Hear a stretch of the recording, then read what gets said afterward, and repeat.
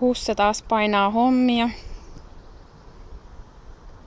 Nätisti on koko kesä huomannut noin kaapelilangat, että ei ole törmäillyt mihinkään ja jumittanut oikeastaan mihinkään kohtaan, että tosi näppärästi menee.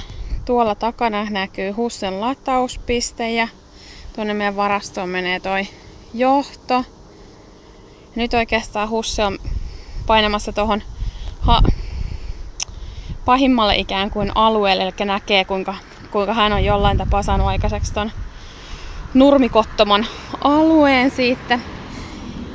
Onko sit ollut liian mutasaa tai märkää ajankohtaa, niin jäänyt jotenkin tollain pahasti junnaan ja siinä ei nyt kasvanut sitten oikeastaan koko kesänä yhtään nurmi, että hyvin kovalta tuntui toi pohja ja ehkä voinut sitten olla liian liukas kohta tai jotain.